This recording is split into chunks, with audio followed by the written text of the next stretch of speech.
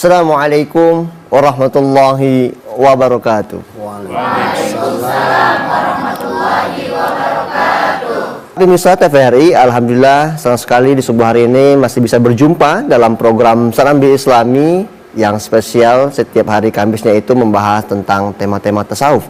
Yang hari ini telah hadir guru kita, yaitu Syekh kita yang nantinya akan menjelaskan tema kita hari ini, yaitu Syekh Muhammad Fatur Rahman MAG. Assalamualaikum Syekh. Waalaikumsalam warahmatullahi wabarakatuh. Alhamdulillah sehat. Tetap sehat, Amin. Tentunya juga panjang umur dan tetap istiqomah dalam berdakwah. Amin ya rabbal alamin. Di sini ada juga bintang tamu kita, itu Bapak Haji Asnawi Syafi'i MA. Beliau ini merupakan Kepala Kementerian Agama Kabupaten Bekasi. Assalamualaikum Pak. Waalaikumsalam warahmatullahi wabarakatuh. Sehat ya Pak Asnawi ya? Alhamdulillah. Semakin Sehat. ceria, semakin sehat. Amin, amin. Sehat ya? Alhamdulillah. Ada Ustadz Deden, Ustadz Mula, sehat Ustadz? Alhamdulillah. Di sini kita kedatangan tamu dari adik-adik Stay Aziyadah Jakarta. Assalamualaikum warahmatullahi wabarakatuh. Waalaikumsalam warahmatullahi wabarakatuh. Bagaimana kabarnya? Alhamdulillah, luar biasa. Allahu Akbar. Alhamdulillah, semangat sekali. Semoga kita mendapatkan keberkahan di hari ini. Amin ya rabbal alamin. Jadi ini tema kita ini sangat menarik sekali tentang tauhid, lawannya itu syirik. Kalau kita bicara tentang tauhid itu secara sederhananya itu adalah mengesahkan Allah ya saya. Justru sebaliknya syirik itu adalah menduakan Allah. Itu definisi secara sederhana. Tetapi lebih lanjutnya nanti bagaimana itu tauhid, implementasinya tentang tauhid dan syirik nanti akan dijelaskan oleh guru kita. Sebagai pemantik, Syekh, silakan Syekh untuk tema kita hari ini, Syekh. Bismillah, assalamualaikum warahmatullahi wabarakatuh. Waalaikumsalam warahmatullahi wabarakatuh. Alhamdulillahilladzi anjalas sakinata fi qulubil mu'minin liyazdadu imanan ma'a imanihim. Asyhadu an la ilaha illallah wa asyhadu anna sayyidana Muhammadan abduhu wa rasuluh alladzi la nabiyya ba'dah amma ba'd. Pemirsa TVRI yang dirahmati Allah Subhanahu wa taala, jamaah yang hadir studio, mari sama-sama memanjatkan puji dan syukur kita kehadirat Allah Subhanahu wa taala karena Allah yang senantiasa memberikan kesempatan bagi kita. Jangan sia-siakan kesempatan ini, kita akan mesal selama-lamanya di hari kiamat nanti. Bapak Ibu sekalian, kita akan membahas kajian tasawuf kita ini lari ke tauhid versus syirik ini. Versus syirik. Ya, karena ketiga disiplin ilmu, tauhid, fikih, dan tasawuf itu terintegrasi datang dari satu diri dari Nabi Muhammad sallallahu alaihi wasallam. Ya, tauhid itu sebetulnya belum muncul istilah tersebut di masa fi ahdin Nabi sallallahu alaihi wasallam, di masa hidup Nabi. Oh, kalau begitu berarti tidak ada ilmu tauhid. Bukan, istilah tauhidnya yang ada di masa Nabi itu adalah iman. Iman dalam Al-Quran banyak kaitan tentang iman. Begitu juga hadis Nabi sallallahu alaihi wasallam, iman. Belum muncul istilah tauhid. Sebagaimana dulu ilmu fikih pun belum muncul di masa Nabi, yang ada syariat. Demikian pula tasawuf di masa Nabi belum, istilah tasawuf itu belum muncul di masa Nabi. Nah, istilah tauhid ini muncul kira-kira di abad kedua Hijriah. Di abad kedua Hijriah ada ulama yang istighol, yang tajarrud, yang spesifik mempelajari tentang iman.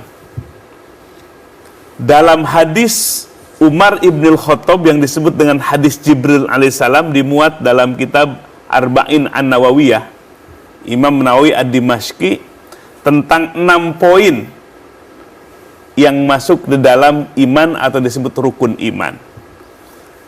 Nah, ulama yang konsentrasi di bidang iman ini kemudian memunculkan satu disiplin ilmu namanya ilmu tauhid.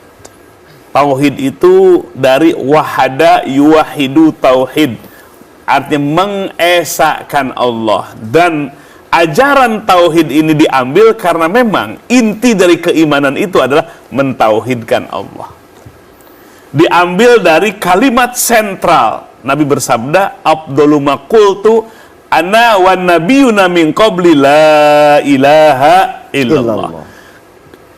Kalimat yang paling afdol aku baca dan seluruh para nabi, bukan nabi saja, itulah kalimat la ilaha illallah, Jadi semua para nabi mengibarkan kalimah la ilaha illallah. Kita terjemahkan tiada Tuhan yang berhak untuk diibadahi atau disembah kecuali Allah. Ini adalah kalimah sentral. Semua para nabi membawa ajaran yang sama, termuat dalam kalimah la ilaha illallah. Muncullah istilah ilmu tauhid. Nah, ilmu tauhid ini Nabi sallallahu alaihi wasallam yang mengajarkannya, kemudian diikuti oleh para sahabat, oleh para tabi'in. Tapi belum terformulasi. Maka muncullah di abad keempat Imam Abu Hasan Al-Asy'ari, kemudian Abu Mansur Al-Maturidi, mencoba untuk memformulasikan, ya, memformulasikan itu membuat satu kajian yang sistematik tentang apa? Tentang iman. Secara sistematik tentang iman, kemudian muncul istilah nama ilmu tauhid atau akidah Islamiyah. Nah, ilmu tauhid ini ada dua kalimat penting dalam Quran dan As-Sunnah. Pertama adalah ilahun. Ilah. Apa ilah itu? Ilah itu menurut bahasa artinya sembahan. Yang kedua adalah Rabbun. Artinya Tuhan yang mencipta, yang memelihara, yang mengatur. Namanya Rabbun. Dua kalimat penting ini muncul dalam Al-Quran. Ilahun, Rabbun, termasuk dalam hadis-hadis Nabi Sallallahu Alaihi Wasallam. Nah, maka Imam Abu Hasan Al-Asy'ari berijtihad mengambil dari Quran dan Sunnah dan apa yang dipahami oleh para sahabat, apa yang dipahami oleh para tabi'in, kemudian menyusun satu disiplin ilmu tauhid dengan istilah sifat 20. Nah, ini yang dari semenjak TK kita menghafal wujud, qidam, baqo.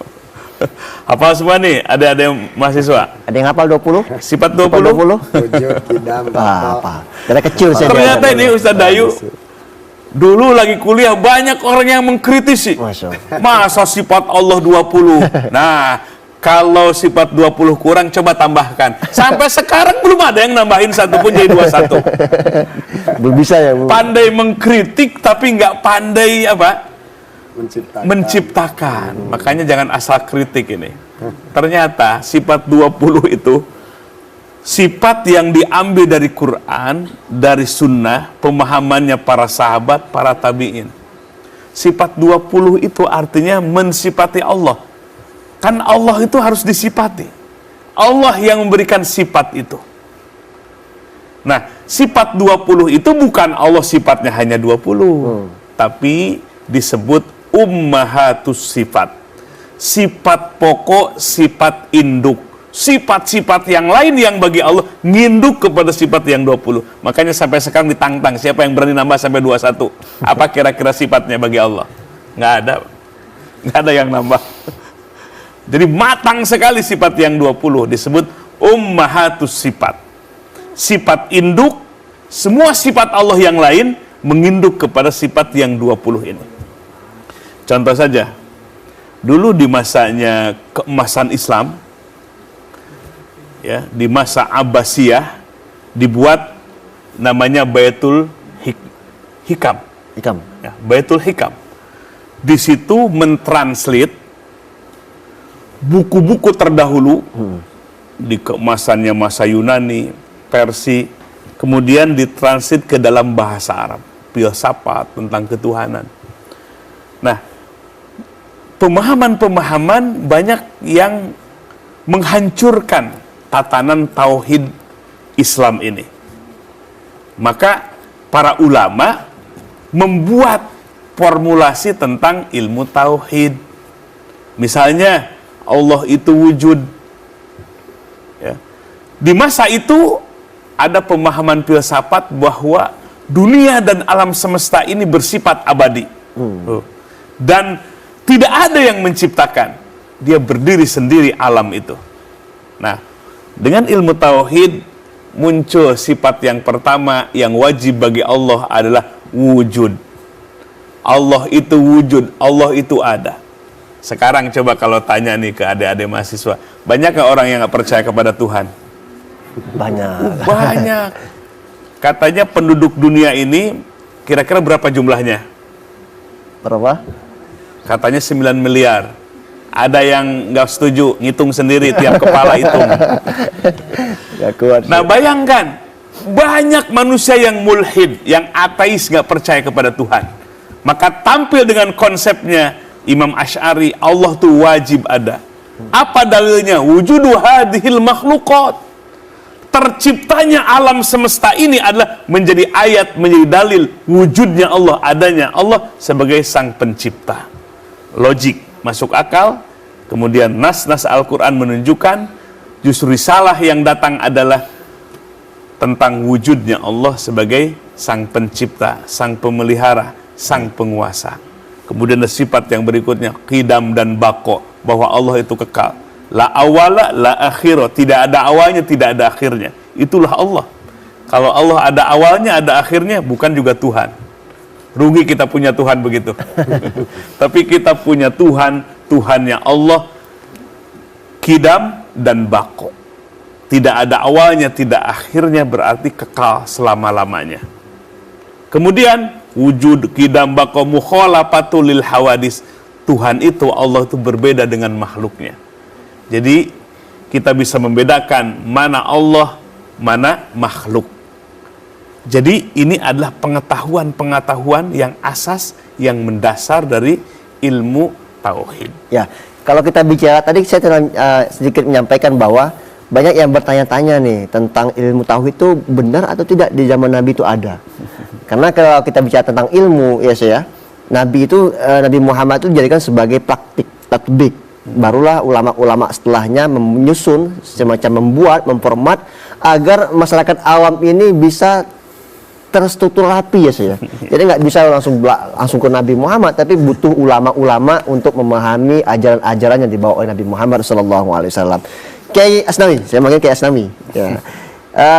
Kalau kita bicara tentang tauhid, sekarang ini kan sedikit ada kemunduran tentang memahami tentang teologi, ilmu kalam dan tentang tauhid itu sendiri.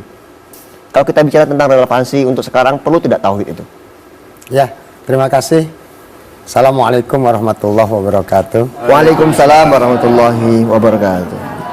Para hadirin yang di studio dan pemirsa semua yang berada di rumah.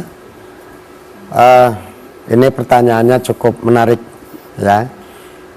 Ketika kita dihadapkan dalam situasi dan kondisi di mana semua serba mudah. Serba mudah. Teknologinya berjalan. Kemudian segala sesuatu tersedia dengan cepat. Sehingga banyak orang yang mengatakan bahwa boleh jadi ini hasil karya manusia murni. Tidak ada embel-embel dari sang pencipta manusia itu sendiri atau sang pencipta alam, yaitu Tuhan, Allah Subhanahu wa Ta'ala. Nah, ketika kita dihadapkan dalam situasi seperti ini, boleh jadi ada segelintir orang yang memaknai tauhid ini dalam situasi yang biasa-biasa saja. Tetapi kita menunggu gilirannya ke depan nanti. Pasti orang yang seperti itu, ketika dia sudah bergelut dalam dunia apa yang sekarang ini dia hadapi, ujung-ujungnya akan kembali juga untuk mencari yang namanya Tuhan, mengesahkan Tuhan, kemudian menjalankan apa yang diperintahkan Tuhan atau tidak menjalankan apa yang dilarang oleh Tuhan, Allah Subhanahu wa Ta'ala. Nah, dalam posisi seperti ini, saya meyakini bahwa tetap ilmu tauhid atau ilmu kalam atau apa yang tadi Syekh tadi sudah jelaskan tentu sangat dibutuhkan, karena bagaimanapun kita sebagai manusia tidak terlepas kehidupan dari yang menciptakan kita, yaitu Allah Subhanahu wa Ta'ala. Saya teringat dalam penafsirannya Imam Tabari, Syekh. Yeah. Ketika dia menafsirkan inna dina indallahi Islam itu, Yunani banyak filosof kurang lebih 2 abad sebelum 1 Masehi. Mereka berpikir tentang alam ini, kemudian mengambil satu putusan bahwa alam yang luas dan besar ini pasti ada sang penciptanya. Tapi ketika mereka ditanya siapa sang pencipta itu, karena pendekatannya hanya akal, filosof, dia tidak bisa jawab siapa Tuhan itu, siapa sang pencipta itu. Maka Allah Subhanahu wa Ta'ala ketika melihat Quran yang disampaikan oleh Nabi kita, maka Allah sendiri yang mengidentifikasi dirinya. Kalau Allah tidak mengidentifikasi dirinya, tidak ada orang yang akan ma'rifat mengenal kepada Allah dengan baik dan benar. Maka Allah lah yang mengidentifikasi dirinya. Ya. Alam naj'alil arda mihada wal jibala autada wa khalaqnakum azwaja wa ja'alna naumakum subata wa ja'alna al-laila libasa wa ja'alna an-nahara ma'asha. Ini ayat yang menunjukkan bahwa ada sang pencipta, dia adalah Allah yang menjadikan bumi ini terhampar, turun hujan. Matahari diciptakan oleh Allah Subhanahu wa Ta'ala. Maka Allah mengidentifikasi dirinya sehingga nama Allah yang 99 ini termaktub dalam Quran supaya jelas dan gamblang siapa Tuhan itu, siapa Allah Subhanahu wa Ta'ala. Maka kalau kita yang awam ini belajar ilmu tauhid, ambillah konsepnya ulama tauhid. Akan mudah kita bahwa Allah itu namanya 99, sifat yang 20 yang menjadi sifat yang pokok. Jelas Allah Subhanahu wa Ta'ala. Itulah pentingnya ilmu tauhid. Nah, maka tadi ada 2 kalimat penting dalam Quran. Allah, ilah atau uluhiyah. Ada Rob atau rububiyah. 2 kalimat ini penting sekali. Penting. Ilah itu sembahan, Rob itu Tuhan sang pencipta. Tidak bisa dipisah-pisahkan. Ketika Allah menyebut ilahun, yang dimaksud Rob. Ketika Allah menyebut Rob, yang dimaksud ilah. Jadi walaupun ya makna dari sisi lugawinya beda, tapi ketika dipakai menjadi satu istilah, Rob dan ilah itu satu kesatuan. Ya, jadi ilah dan Rob itu tidak bisa dipisahkan. Maka yang pertama Allah ajarkan tentang Rob, siapa sang pencipta langit dan bumi. Kalau sadar bahwa ada yang menciptakan, ada yang mengatur seluruh alam semesta, tidak akan terjadi satu peristiwa di jagat raya tanpa seizin Allah. Kita akan, Tuhan akan dijadikan sebagai ilah yang disembah, yang kita ibadahi. Makanya Rob dan ilah ini 2 kalimat penting. Tuhan dan sembah. Ketika kita meyakini Tuhan, maka kita akan menyembahnya. Itulah makna Robbun dan ilahun. Jadi ini mirip sekali dengan kritikannya Imam Ghazali saya. Di dalam kitab Tahafut Falasifah dari bab 1 sampai bab 17 itu yang mengkaitkan tentang teologi, tentang ilmu kalam itu. Salah satunya tadi itu alam itu tidak kekal. Karena kekal itu hanya milik Allah. Ini sangat menarik sekali. Tapi kayak Asnawi, kalau kita bicara tentang kemurnian tauhid itu, kata Imam Baidawi dan tafsirnya begini. Kalau tidak salah, al-muslimu hakiki kana khalisan min syawa'ibis syirki. Artinya orang yang bersih dari kesyirikan. Nah, ini sangat nyambung ini dengan tema kita hari ini, tauhid versus syirik.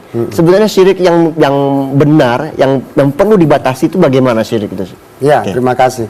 Jadi tadi sudah dijelaskan sama saya bahwa ketika kita bertauhid, mengesahkan Allah, sesungguhnya penguatannya itu tidak hanya sekedar bahwa Allah itu ada.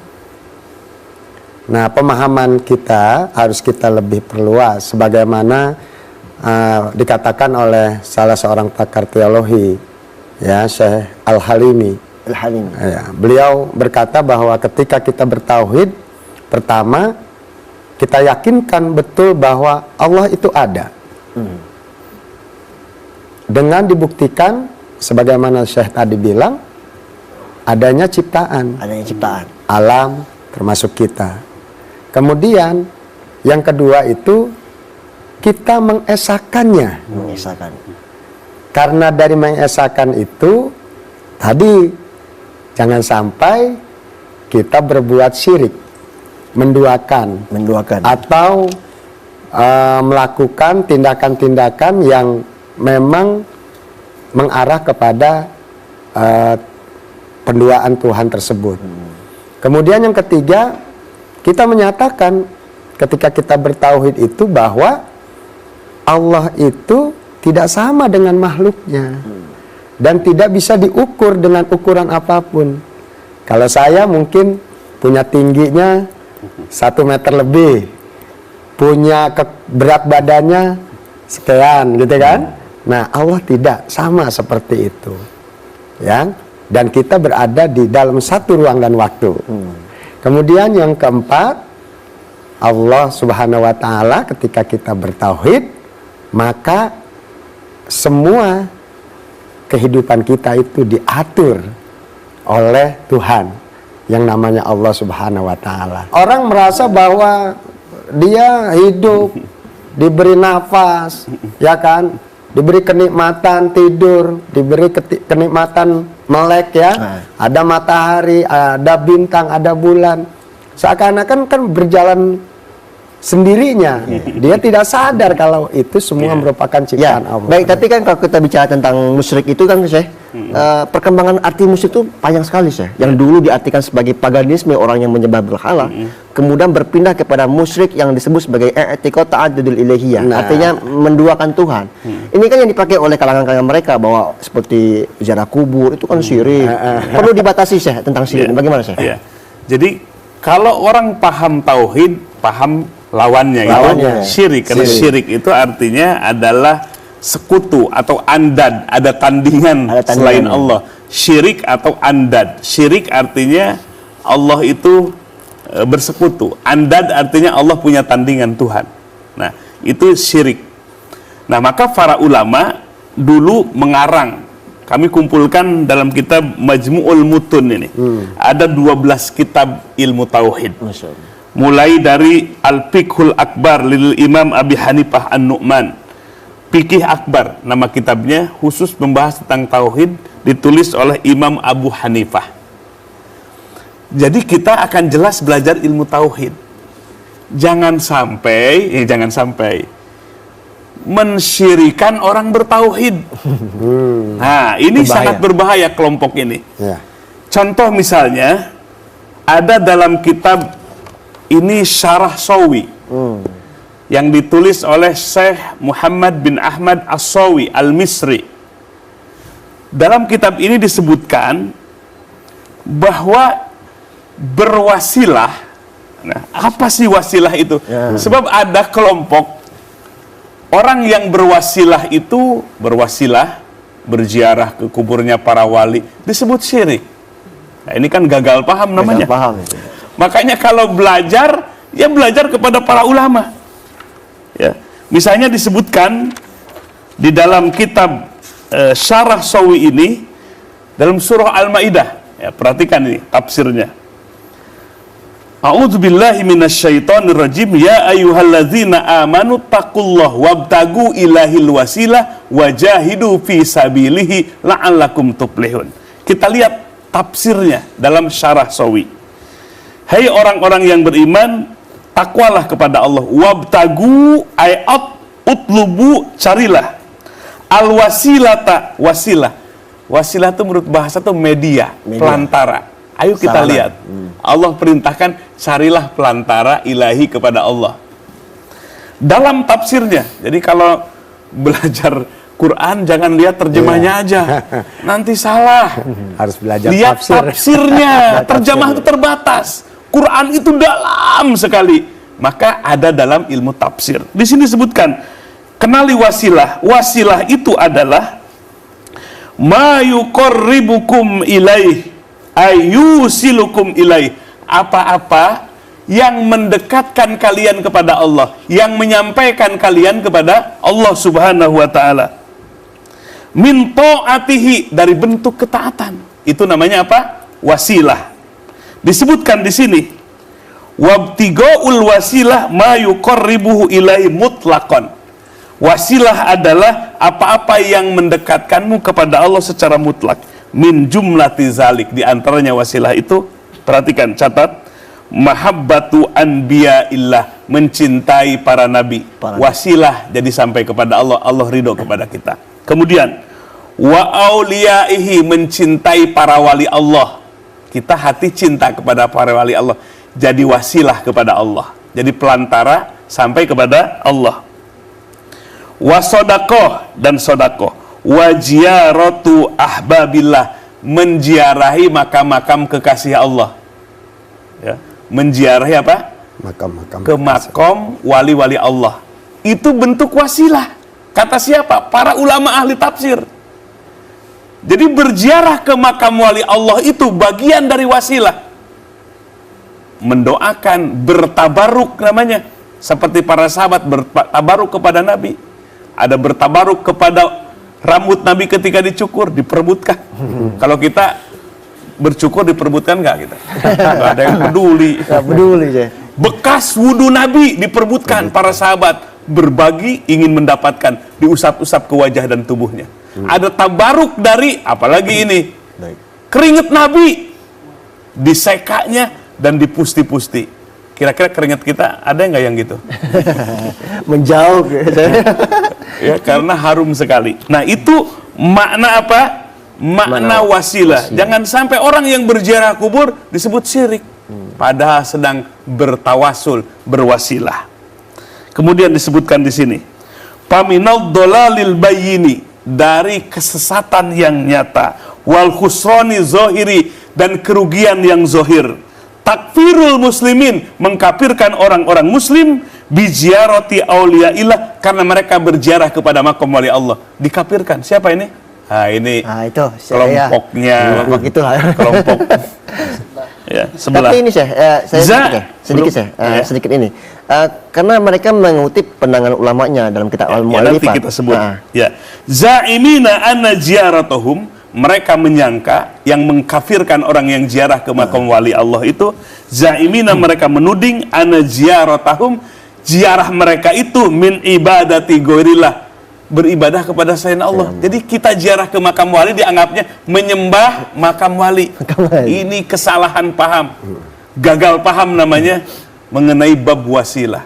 Berziarah ke kubur, berwasilah kepada wali-wali Allah, dianggap beribadah kepada mereka.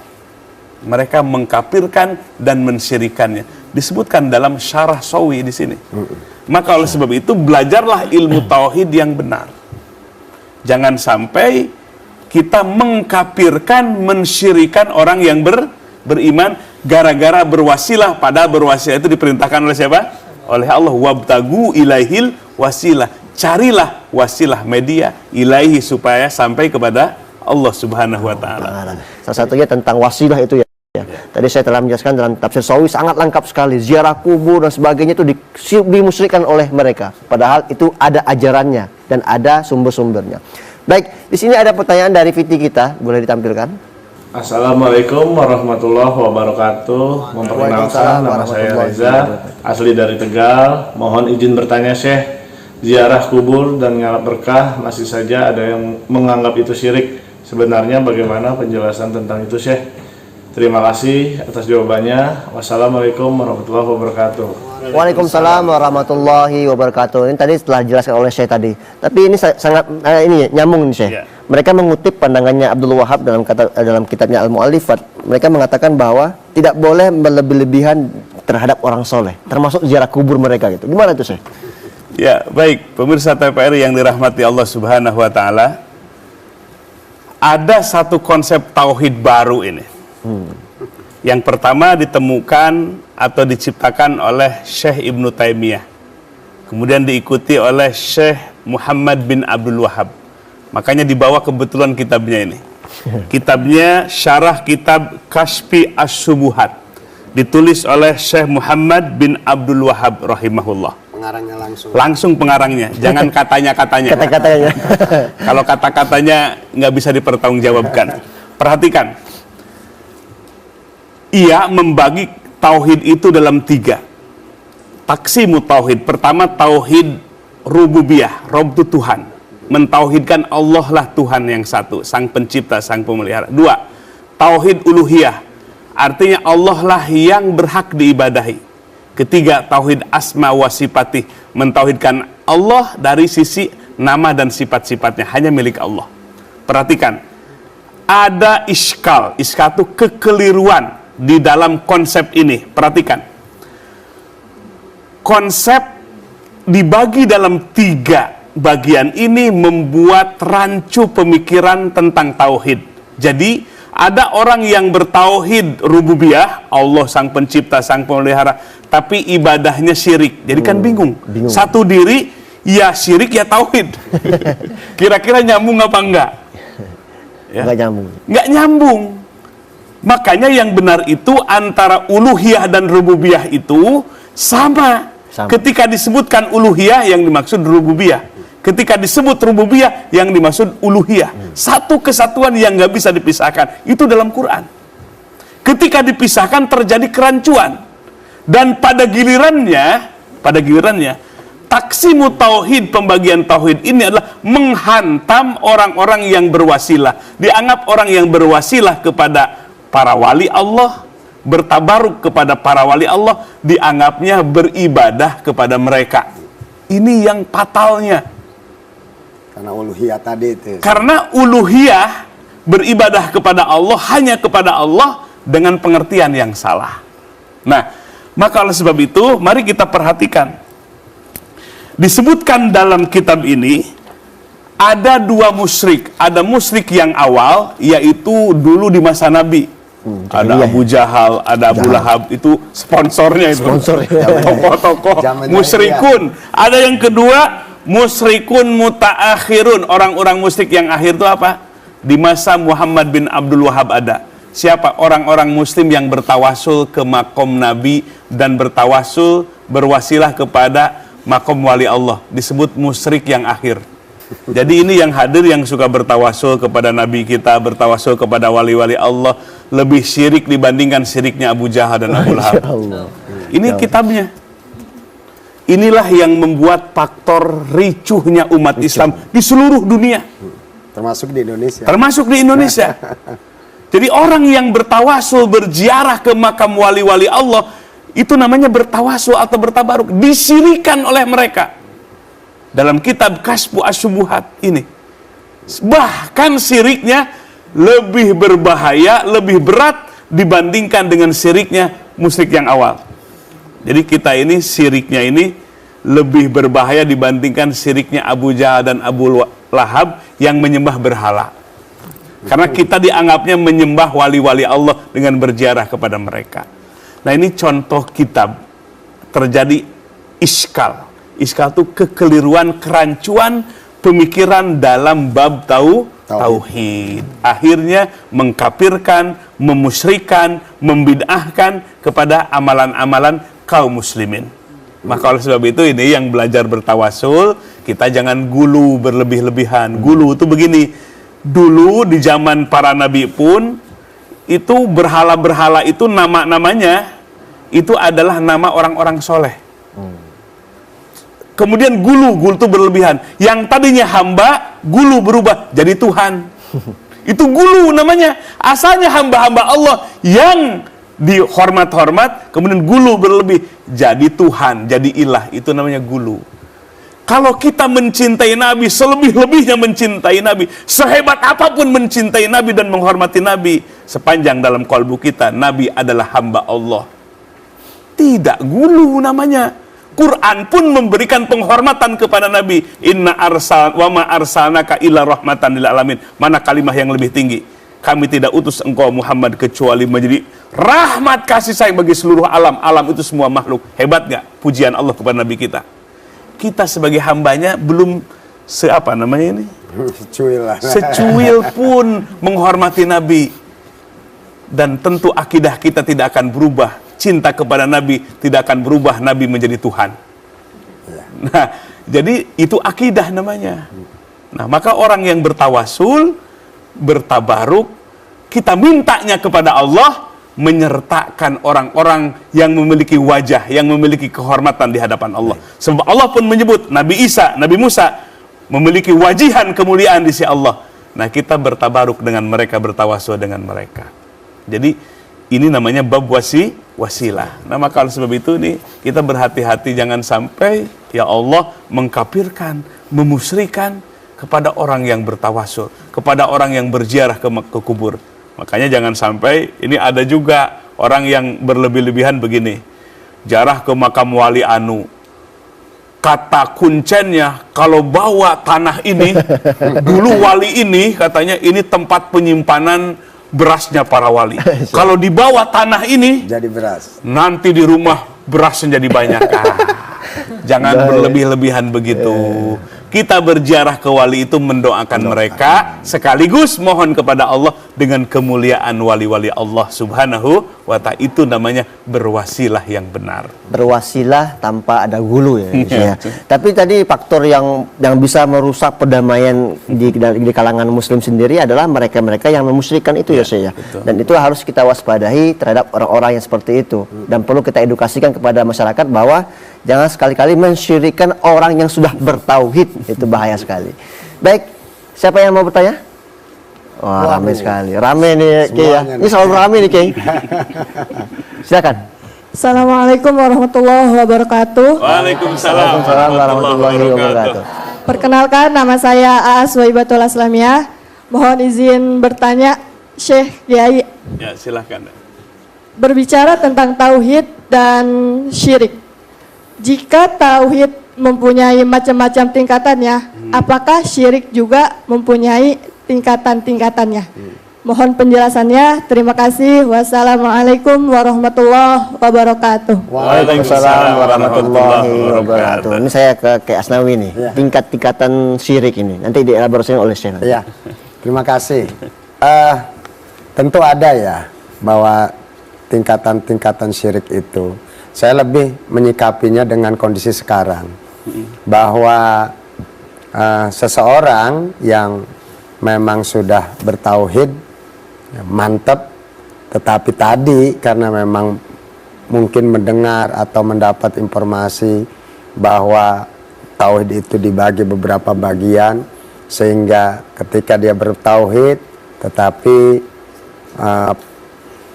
alat pendukungnya berupa sholat misalnya, dia beribadah tidak dijalankan dan sebagainya, maka tentu akan mengurangi ya, bahkan bertentangan dengan makna tauhid itu sendiri kan begitu. Sejatinya kan seiring sejalan.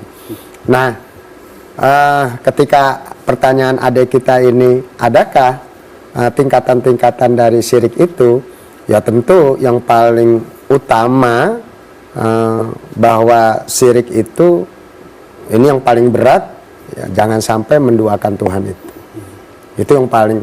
Tetapi nanti ada tingkatannya lagi juga ya, seperti kita kufur nikmat ya, itu juga kan bagian ya dari ketidakpercayaan kita terhadap adanya Tuhan kan begitu.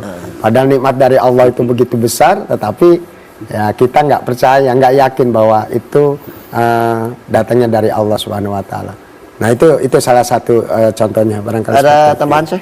Ya, jadi syirik itu kan inna syirka la zulmun azim. Syirik itu kezoliman terbesar. Dosa terbesar, kezoliman terbesar. Syirik itu ada syirik akbar. Nah, syirik yang besar itu mensekutukan Allah tadi yang dibahas oleh Pak Kiai. Itu syirik yang besar. Menyekutukan Allah. Tapi bukan orang yang bertawasul. Orang yang menyekutukan Allah, ada lagi ilah sembahan selain Allah, ada lagi Rob Tuhan selain Allah, keyakinannya itu adalah syirik besar. Ada syirik asgor, atau Nabi nyebutnya syirik khofi, syirik yang tersembunyi yang kecil. Ternyata disebut syirik asgor itu, syirik khofi itu adalah riya dalam beribadah. Mau sholat, aduh ketemu nggak sama pacar nanti, pingin dilihat oleh orang lain, pingin dapat penilaian dari orang lain dari ibadah kita, jadi kan mendua. Semestinya ibadah kita wama umiru illa liya'budullaha mukhlishina lahuddin, kepada Allah. Tapi ini ada cabang, pingin dapat pujian dan penilaian dari makhluk. Maka syirik sabda Nabi ini adalah syirik besar. Bahkan Nabi bersabda, ini atakhawafu, ma atakhawafu, aku tidak merasa takut kecuali hamba-hamba Allah Subhanahu wa taala itu bukan menyembah ya'buduna syamsan wala qamaron wala wathanan. Yang aku khawatirkan bukan syirik besar. Mereka menyembah kembali kepada matahari, bulan dan berhala seperti masa jahiliyah. Tapi yang aku khawatirkan adalah yang disebut dengan asyirku al-khafi atau asyirku al-asgor, syirik yang kecil. Jadi umatnya tidak akan kembali nyembah matahari, bulan dan berhala. Yang disebut dengan syirkul akbar, syirik yang besar. Tapi yang dikhawatirkan kepada umatnya adalah syirik asgor, ibadah karena seseorang, ibadah karena manusia. Itu yang dikhawatirkan oleh Nabi kita Rasulullah Muhammad sallallahu alaihi wasallam. Seperti itu sekarang. Ya. Jadi melakukan pekerjaan, perbuatan, ibadah, tapi ingin dipandang lebih oleh makhluk lain ya, oleh manusia lah, oleh seseorang misalnya. Ini sama sekali seperti ungkapannya Ar-Rumi dalam kitab Fihi Ma Fihi, Syekh. Jadi dulu orang itu ya'budu asnam, menyembah berhala, tetapi sekarang itu adalah hatinya menyembah dengan kedengkian, riya. Mungkin ada kontribusi hati nggak, Syekh? Iya, disitulah kita hadirnya ilmu tasawuf itu untuk membeningkan kolbu dari penyakit-penyakit hati, termasuk syirik tadi. Termasuk juga Al-Quran mengingatkan afaro'aita man ittakhoda ilahahu hawahu. Apakah engkau Nabi tidak melihat orang yang menjadikan hawa nafsunya sebagai ilahnya, sebagai sembahannya? Nah, orang yang memperturutkan hawa nafsu sebetulnya hakikatnya dia sedang menyembah siapa? Hawa nafsunya. Nabi menyebutkan alamat orang yang akan celaka syakowah adalah hawan muttaba, yang ikuti hawa nafsu. Ini udah bisa nggak mengendalikan nafsu nih adik-adik mahasiswa? Sudah bisa nggak jihad akbar mengendalikan nafsu kita? Ya, kalau hayya ala shalah ke masjid atau kemana tuh? Panggilan Allah atau panggilan nafsu kita? Ini sebetulnya termasuk ya membersihkan kalbu kita. Ya, jihad kita menundukkan hawa nafsu kita. Tadi dalam sabda Nabi, selain syirik asgor adalah dikhawatirkan umatku adalah mengikuti hawa nafsu. As-syahwat al-khafiyah, mengikuti nafsu yang tersembunyi. Ini adik-adik masih semangat tidak? Semangat. Masih. Kalau masih semangat, masih ada pertanyaan kan? Siapa yang mau bertanya lagi? Wah, Oh, masih semangat nih. Ayo, silakan. Assalamualaikum warahmatullahi wabarakatuh. Waalaikumsalam warahmatullahi wabarakatuh. Nama saya Muhammad Reza Muammar. Izin bertanya saya Ya, silakan. mengenai syirik. Bahwasanya syirik merupakan dosa yang sangat besar. Pertanyaan saya adalah, adakah dosa yang lebih besar daripada syirik tersebut? Mohon penjelasannya, Syekh. Terima kasih. Wassalamualaikum warahmatullahi wabarakatuh. Waalaikumsalam warahmatullahi wabarakatuh. Silakan, Syekh. Ada nggak dosa lebih besar daripada syirik? Kayaknya itu paling besar. Paling besar. Ayatnya inna syirka la zulmun azim. Satu, syirik itu adalah kezoliman terbesar. Yang kedua, ayat menyebutkan innallaha la yaghfiru ayyushraka bihi wa yaghfiru ma dzuna dzalika liman yasha. Allah mengampuni dosa. Ya. Innallaha sesungguhnya Allah tidak akan mengampuni dosa syirik, menyekutukan Allah, tapi Allah mengampuni dosa yang lainnya selain syirik sekehendak Allah Subhanahu wa taala. Makanya orang yang syirik itu nanti masuk nerakanya permanen. Permanen itu apa? Ya, selamanya. Tidak akan dikeluarkan dari neraka, kholidina fiha. Tapi orang yang ada tauhid dalam kolbunya, sekecil apapun tauhid itu, kemudian dia berbuat dosa, maksiat, dia masuk neraka dulu. Tapi tidak permanen. Kemudian akan diangkat masuk ke dalam surga. Kira-kira kita mau yang mana ini? Masuk surganya, langsung surga masuk, atau masuk neraka dulu, mampir dulu? Masuk surga dulu. Emang berani mampir dulu ke neraka? Ya, baru kena korek api aja udah. Nah, jadi orang yang syirik ini dan tidak bertobat kepada Allah. Jadi gini, kalau kita berbuat dosa, belum kita tobat di dunia, dapat azab dulu dari Allah, disiksa dulu, atau dapat syafaat dari Allah. Allah yang berkehendak. Menyiksa dan berikan pahala itu adalah otoritas Allah. Nah, orang yang syirik itu tidak tobat di dunia, keburu mati, maka dia masuk nerakanya selama-lamanya. Nah, ini bahayanya menyekutukan siapa? Allah Subhanahu wa Ta'ala. Jadi kalau dicari-cari dosa yang lebih besar daripada syirik, kayaknya nggak ada lagi. Nggak ada. Jadi nggak ada lagi. Nggak ada lagi, saya. Itulah kelas kakap. Kelas kakap. Jadi dosa yang paling tinggi, dosa yang paling besar, kezoliman yang paling besar adalah syirik, sampai Allah pun tidak akan mengampuni nanti di akhirat dosa syirik. Hanya Allah akan mengampuni dosa apapun selain syirik. Ya, jadi kata saya tadi itu dosa yang paling besar itu syirik. Iya. Makanya Imam Baidawi itu mengatakan Muslim hakiki, Muslim yang benar-benar Muslim itu adalah terlepas dari syawaib syirki itu, Iya. lepas dari syirik itu. Nah, jadi kita introspeksi nih, udah syirik apa belum ini? Harus dihilangkan syirik itu. Makanya kajian subuh ini cukup bagus ya, saya mengingatkan kita semua ya bahwa sesungguhnya itulah hal yang paling penting dalam kehidupan kita. Ya, pekerjaan atau hal-hal lain ya. Kalau tidak kita perkuat dengan ketauhidan, itu tidak akan ada arti apa-apa. Ya, baik. Ada lagi yang mau bertanya? Silakan. Assalamualaikum warahmatullahi wabarakatuh. Waalaikumsalam warahmatullahi wabarakatuh. Perkenalkan, nama saya Heni Sapitri. Mohon izin bertanya Syekh, Pak Kiai. Silahkan. Mengenai tentang syirik, saya ingin bertanya, apa benar adakah orang yang menuding syirik, tetapi apabila itu tidak terbukti, jadi akan bisa kembali kepada orang yang menuduh tersebut? Terima kasih. Assalamualaikum warahmatullahi wabarakatuh. Waalaikumsalam warahmatullahi wabarakatuh. Ki Asnawi menuduh orang musyrik fitnah gitu, sama seperti kafir tidak? Dia kembali juga seperti kafir gitu.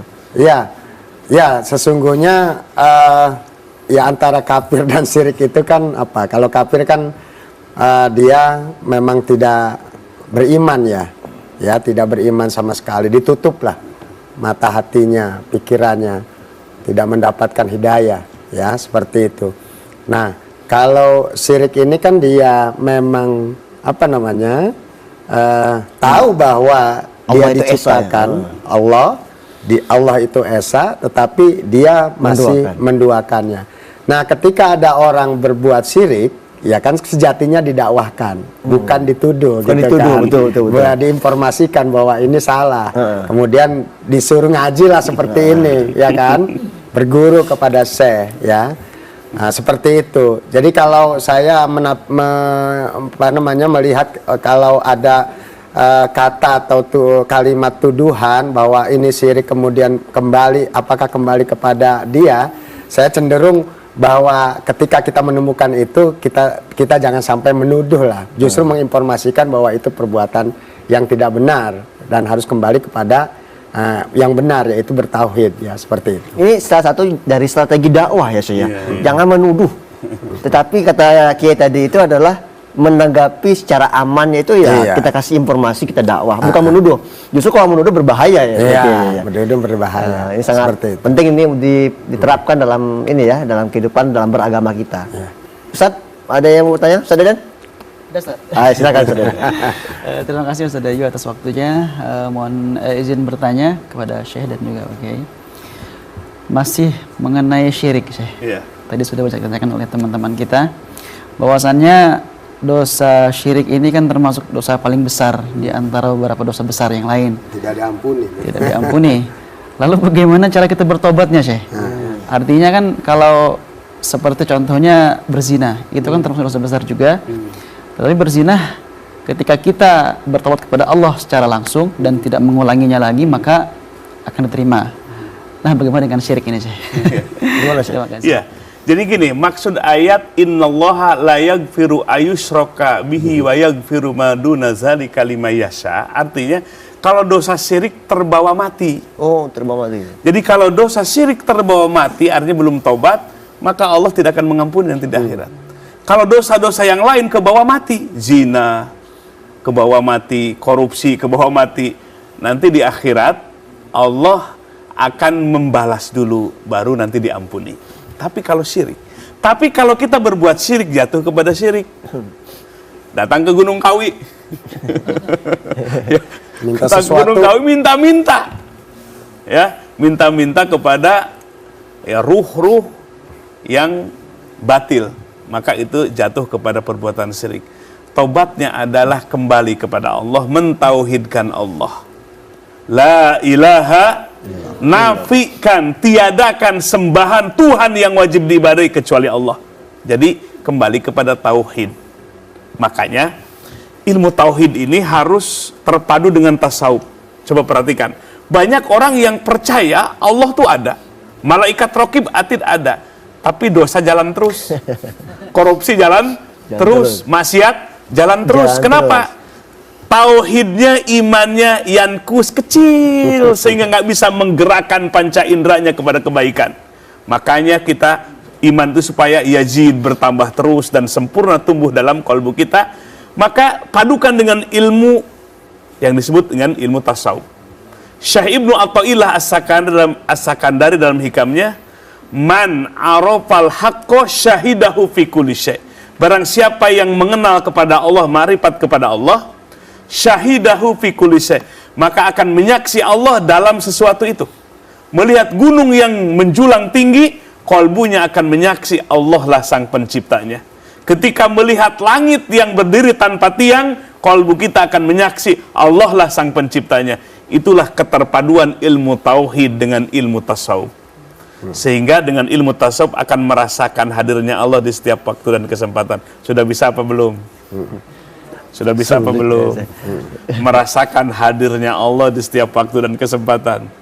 Wala takun minal ghafilin, jangan termasuk hati kita lalai dari Allah, nggak sadar bahwa Allah itu hadir, nggak sadar bahwa Allah itu yang menjaga kita, nggak sadar bahwa Allah yang menjaga mata kita sampai hari ini kita masih bisa melihat, nggak sadar bahwa Allah yang mengatur alam semesta, nggak sadar ini adalah hati yang lalai dari Allah. Maka dengan tauhid, dengan tasawuf dipadukan, melihat segala sesuatu makhluk, hatinya akan menyaksi Allah lah sang pencipta dan sang pemeliharanya. Jadi ini Ustaz Deden, taubatnya la ilaha, kembali kepada tauhid, tinggalkan syirik, tinggalkannya talak 3. Jangan pernah balik lagi. Ya, kalau kita bicara tentang konsep tauhid ini, Syekh, mungkin ada sebagian kelompok yang ateis, yang tidak bertuhan. Dia meyakini Tuhan tapi tidak mau bertuhan. Ada juga disebut sebagai antiteis. Tidak sama sekali percaya dengan Tuhan, Syekh. Jadi sangat berbahaya sekali atau tidak terhadap mungkin generasi-generasi kita. Jadi perhatikan, banyak orang mulhid tidak percaya kepada Tuhan. Ya. Bahkan dirinya Tuhan. Seperti Firaun, ana rabbukumul ala, aku Tuhan kalian yang paling tinggi. Maka salah satu iskal, kerancuan dalam taksimu tauhid, pembagiannya tauhid Syekh Muhammad bin Abdul Wahhab rahimahullah adalah bahwa tauhid rububiyah itu nggak penting. Menurut dia, pengarang kitab ini, semua manusia katanya mentauhidkan Allah lah sang penciptanya. Kata siapa? Banyak orang justru nggak percaya dengan Tuhan, tapi dalam kitab ini disebutkan tauhid rububiyah, Allah satu-satunya Tuhan sang pencipta, itu nggak penting, nggak matlub, nggak diperintahkan katanya. Kenapa? Karena semua manusia katanya percaya bahwa Tuhan itu adalah Allah, sang pencipta itu Allah. Ini gagal paham dalam kitab ini. Padahal justru tauhid rububiyah itu ke depan, menghadirkan Allah lah sang pencipta, sang pemelihara.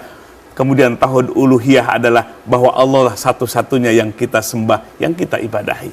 Itulah tauhid, terintegrasi antara uluhiyah, rububiyah, asma dan sifat, bukan ditaksim, dipisah-pisah, menimbulkan kekacauan di dalam berpikir bab tauhid. Jadi kalau kita sambung dari semua pertanyaan ini, Kiai Asnawi, bahwa pembagian syirik yang pertama adalah i'tiqad ta'addud ilahiyah, menduakan Tuhan atau perselingkuhan antara hamba terhadap kekasihnya. Kemudian ada disebut sebagai orang-orang paganisme, orang yang menyembah berhala. Tetapi juga ada syirik yang lebih kecil yang harus diwaspadai, kata saya tadi itu. Misalkan nikmat yang Allah berikan justru kita tidak mempergunakan sebaik-baiknya, seperti alam misalkan. Ini banyak sekali kasus terjadi nih tentang kerusakan alam. bisa jadi itu adalah syirik ekologi. Gimana itu Kiai Asnawi? Iya, justru itu tadi bahwa ada hal yang sebenarnya kita nggak sadar, padahal itu apa namanya justru menjauhkan kita dari Tuhan, bahkan boleh jadi Tuhan dianggap nggak ada, kan seperti itu. Sehingga kita seenaknya saja melakukan perbuatan atau tindakan-tindakan yang sebenarnya itu adalah ciptaan Tuhan itu sendiri. Ya, tadi misalnya kita merusak alam, ya kan? Padahal alam sendiri itu juga merupakan ciptaan Tuhan. Kemudian kufur nikmat lah seperti itu. Allah memberikan begitu banyak rezeki kepada kita, tapi seakan-akan bahwa itu bukan datang dari Allah. Nah, itu hasil kerja payah kita, ya, dari pagi sampai sore peras keringat banting tulang lah seperti itu. Padahal sesungguhnya rezeki itu ada yang mengatur. Termasuk juga tadi ketika kita melakukan perbuatan sesuatu, ya seakan-akan kita yang paling baik, paling bagus, sehingga ada ingin dipandang, ya, ingin diperhatikan oleh orang, padahal sejatinya harusnya Allah yang memperhatikan kita, ya seperti itu. Nah, oleh sebab itu hal-hal yang kecil ini sejatinya memang harus kita tinggalkan, ya. Jadi kita perkuat tauhid itu sesungguhnya adalah bagaimana memotivasi diri kita untuk terus, ya, melaksanakan apa yang Allah perintahkan dan menjauhkan apa yang Allah larang. Memang ujung-ujungnya nanti pendekatannya kepada ketakwaan kita kepada Allah Subhanahu wa Ta'ala. Ya, kalau bicara tentang memperkuat itu sulit nggak? Okay. Kalau ada niat yang kuat, saya kira insya Allah bisa, ya. Kalau bicara niat kan betul, fluktuatif ya, turun naik ya. Turun Ada naik. nggak semacam sistem dibuat atau gimana gitu? Sejatinya memang seperti itu, ya. Jadi semuanya ini kan tadi yang saya bilang bahwa manusia itu harus belajar, ya. Manusia itu harus mencari ilmu, manusia itu harus berguru, sehingga dengan demikian akan ada keterbukaan pikiran dan hati, ya kan, untuk berubah, untuk memotivasi diri, nah, untuk mencari jalan keluar supaya kehidupan dia akan lebih baik lagi. Kalau selama ini hanya berkutat pada dirinya dan tidak mau mendengarkan orang lain, berarti jalan di tempat, kejumudan yang ada dan nilai ketauhidan kedepannya tidak akan bergerak. Ya, kita sudah masuk dalam segmen terakhir ini, Kiai Asnawi, ya saya. Mungkin bisa diberikan kesimpulan tentang tema kita hari ini. Ya, terima kasih. Kita semakin sadar atas penjelasan yang tadi sudah disampaikan oleh saya, bahwa tauhid itu menjadi bagian penting dalam kehidupan kita dan harus menjadi motivasi kehidupan kita. Pergerakan kita, ya, setiap harinya bahkan sampai akhir hayat kita itu tidak terlepas dari yang mengatur kita, ya kan, yaitu Allah Subhanahu wa Ta'ala. Maka perkuat itu. Yang kedua, tadi juga dijelaskan bahwa Allah juga kan punya sifat, ya kan, bahkan punya nama-nama yang baik. Kita jadikan sifat dan nama-nama yang baik itu sebagai motivasi kita juga dalam kehidupan kita. Nah, ini nanti akan memperkuat ketauhidan kita kepada Allah. Allah punya sifat Ar-Rahman, Maha Pengasih, Ar-Rahim, Maha Penyayang, kan? Bisa nggak dalam kehidupan kita sehari-hari kita menjadi orang yang pengasih juga, penyayang juga. Nah, kalau sifat itu sudah bisa kita jalankan, berarti ketauhidan kita akan lebih mantap lagi, dan kesyirikan tentu pasti kita akan tinggalkan. Baik, Syekh. Silakan, Syekh. Baik, pemirsa TVRI yang dirahmati Allah Subhanahu wa Ta'ala, tauhid artinya mengesahkan Allah Subhanahu wa Ta'ala. Itulah yang menjadi ajaran inti dalam risalah Islamiyah. Risalah Islamiyah itu risalah yang dibawa oleh seluruh para nabi dan para rasul Allah Subhanahu wa Ta'ala kepada umat manusia. Ada nilai-nilai uluhiyah, bahwa Allah adalah satu-satunya zat yang berhak diibadahi. Ada sifat-sifat rububiyah, bahwa Allah satu-satunya sang pencipta dan sang pemelihara. Dan kita kenali Allah, nama-nama Allah dan sifat-sifatnya Allah yang mulia. Jadi 3 unsur ini tidak boleh ditaksim, tidak boleh dipisah, justru menjadi satu kesatuan. Betapa celakanya, kelirunya pemikiran orang yang membagi tauhid dalam 3 bagian, uluhiyah, rububiyah, dan asma wa sifat, dipisah-pisah seperti itu. Justru tauhid itu adalah mengintegrasikan antara uluhiyah, rububiyah, asma dan sifat. Itulah tauhid yang hak, terhunjam dalam kolbu kita, tersambung dengan ilmu tauhid. Kemudian kita akan merasa kolbu kita hadirnya Allah kapanpun dan dimanapun kita berada. Masya Allah. Kira-kira dapat bekal nggak hari ini? Dapat ya. Nah, ini diterapkan dalam kehidupan kita ini. Mana tauhid dan syirik. Tapi intinya dari semua pelajaran yang kita dapatkan bahwa tauhid itu adalah mengisahkan Allah Subhanahu Wa Taala, bahwa Tuhan menurunkan agama bukan untuk siksaan untuk manusia, dan juga agama diturunkan oleh Allah bukan untuk menghibur, tetapi agama dalam hal ini adalah Islam untuk membimbing umat untuk menjadi lebih baik, dan ganjarannya adalah ridha Allah Subhanahu Wa Taala. Terima kasih Syekh atas ilmu hari ini. Kiai Asnawi, Ustaz Deden, Ustaz Mula, adik-adik dari Stay Ziyadah ya Aziyadah Jakarta. Jangan kapok-kapok sini ya. Tetap semangat kita belajar hari ini. Tentunya juga para pemirsa, tonton terus Rambi Islami setiap hari Kamis jam 4.30. Mohon maaf bila ada kata-kata yang salah. Wallahu yuwaffiquna fima yuhibbu wa yarda. Assalamualaikum warahmatullahi wabarakatuh. Waalaikumsalam warahmatullahi wabarakatuh. Baik pemirsa TVRI yang dirahmati Allah Subhanahu Wa Taala, jamaah sekalian, adik-adik mahasiswa yang hadir di studio, mari pejamkan kedua matanya. Sikap hudu wa tazalul, kita rendahkan diri kita, hinakan diri kita di hadapan Allah Subhanahu Wa Taala, melatih untuk membangun makom ihsan dalam kolbu kita. Ihsan adalah anta budallah, ketika beribadah kepada Allah ka'anna katara, saking bulatnya keyakinan kita, kemudian kolbu kita akan menyaksi seolah-olah kita melihat Allah. Fa'ilam takun tarah fa'innahu yarok. Kalau belum bisa seperti itu, maka rasakanlah oleh kolbu kita, Allah selalu menatap kita, Allah selalu memperhatikan kita. Jamaah sekalian, kita sedang di tengah perjalanan dalam kehidupan ini. Dua alam telah kita lalui, itulah alam ruh. Semua ruh manusia diciptakan oleh Allah Subhanahu Wa Taala sebelum Allah ciptakan jasad kita. Namanya alam arwah, dan semua ruh pernah menyaksi kepada Allah, mentauhidkan Allah Subhanahu Wa Taala. Kemudian alam rahim kandungan ibu kita, dan kita sekarang di alam pertengahan, itulah alam dunia. Ada dua alam yang akan kita lalui ke depan. Ini yang harus kita persiapkan, sabda Nabi. Itulah alam kubur, kemudian alam akhirat. Setelah mati manusia bukan selesai urusan, tapi menghadapi urusan itu, mempertanggungjawabkan urusan itu. Kullu nafsim bima kasabat rohina. Setiap diri akan menanggung apa yang kita perbuat. Jangankan urusan yang besar, merugikan manusia yang banyak jumlahnya, zarroh ukurannya, walaupun sebesar atom amal kebaikan dan keburukan kita ditampakkan dan dibalas oleh Allah Subhanahu Wa Taala. Ad-dunya, Imam Ali mengatakan, irtahalat mudbiroh. Dunia ini adalah alam yang akan kita tinggalkan. Bukan bertambah umur kita, semakin berkurang sisa umur kita.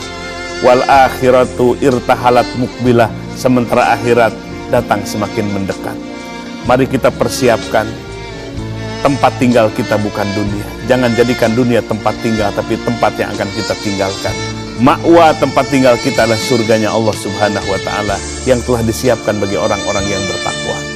Mari sambut, bahagiakan, kita semangat untuk menjemput akhirat yang abadi. Tidak ada kematian lagi di sana. Itulah namanya kenikmatan yang sempurna. Orang yang beriman semestinya menjadikan akhirat adalah tempat kelahiran, tempat tinggal kita. Yarjullah wal yaumal akhir, berharap kepada Allah dan hari akhirat. Mari angkat kedua tangan kita. Allahumma salli ala Sayyidina Muhammadinin Nabiyil Ummi wa ala alihi wa sahbihi wa sallim. Allahumma ja'alna hadina mahdiyin gharadhalina wa la mudillin barrun rahimun jawadun karim. Allahumma aftah alaina futuhal anbiya wal awliya bijudika wa karamika ya arhamar rahimin. Allahumma gfir li ummati Sayyidina Muhammad. Allahumma arham ummata Sayyidina Muhammad.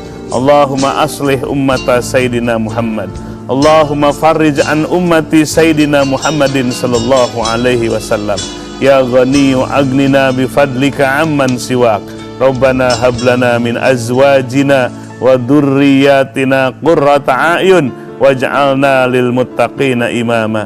Subhana rabbika rabbil izzati amma yasifun. Wassalamun alal mursalin. Walhamdulillahi rabbil alamin.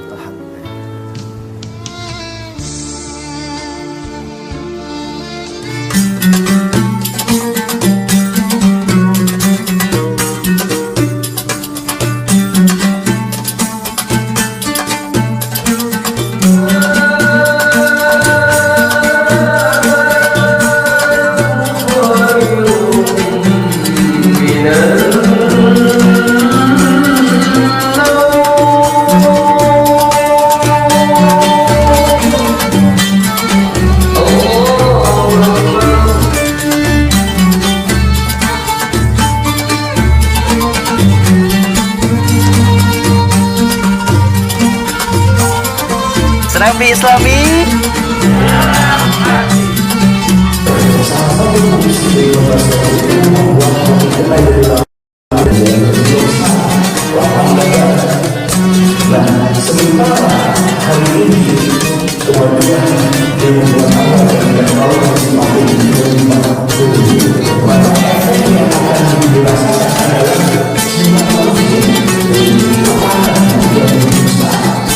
Bapak